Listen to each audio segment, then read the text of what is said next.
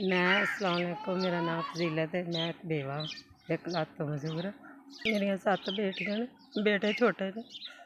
मैं एक बेटी अगे व्याही, वो सस का रोज़ झगड़ा होंदा, सस ताने मीने मारती है कि तू समान नहीं लैके आई। एक बच्ची दी होनी चाहिदी, इस बच्ची का निकाह करना। मैं डरदी घर दी नहीं, मेरे को कोई गुंजाइश हो तो मैं करा।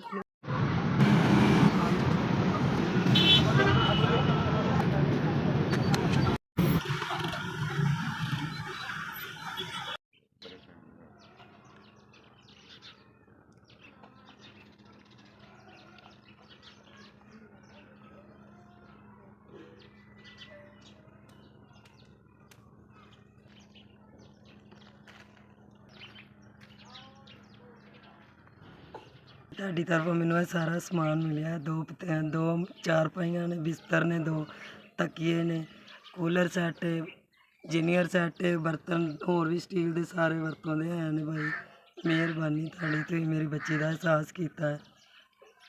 ਤੁਸੀਂ ਮੇਰੀ ਬੱਚੀ ਵਾਸਤੇ ਬੜੀ ਮਿਹਨਤ ਕੀਤੀ ਹੈ। ਯਤੀਮ ਬੱਚੀ ਵਾਸਤੇ ਇਹ ਸਾਰਾ ਸਮਾਨ 65,000 ਦਾ ਆਇਆ। ਭਾਈ ਕੁਛ ਸਮਾਨ ਵੀ ਦਿੱਤਾ ਹੈ ਅਤੇ ਕੁਛ ਮੈਨੂੰ ਪੈਸੇ ਵੀ ਥੋੜ੍ਹੇ ਜਿਹੇ ਮਿਲੇ ਨੇ। ਮਿਹਰਬਾਨੀ।